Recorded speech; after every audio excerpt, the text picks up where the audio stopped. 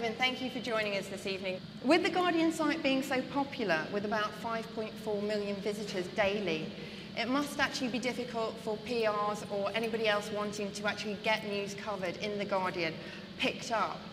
What do you actually look for in a news story that you will actually pick up and cover?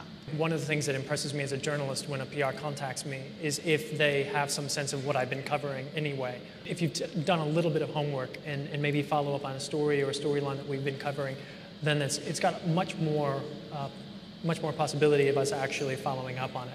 So many times I get cold calls where it's just sort of maybe kind of, you might put this in the newspaper, and it's like, no, sorry, failed. I mean, it's like anything. If they're there to help me follow a line of coverage that I've been doing, that really stands out in the crowd.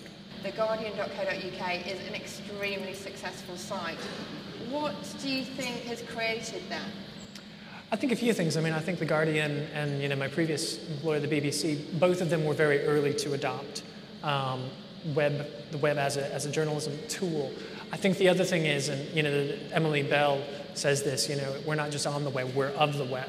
And when we looked at the content that we produce, we actually recognized that the content that we produce specifically for the web, which during the week is about 60% of our content, actually does better for a web audience than things that we just take from the newspaper and put online. How do people actually usually get in contact with you to pitch stories? Email, phone. I just got a pitch via Twitter. I have to say some of the Twitter pitches, my stream is quite busy, so they may not stand out as much. Not only do I'm the blogs editor at The Guardian, but I also have some personal blogs, and sometimes people leave pitches in comments, and I really don't like that.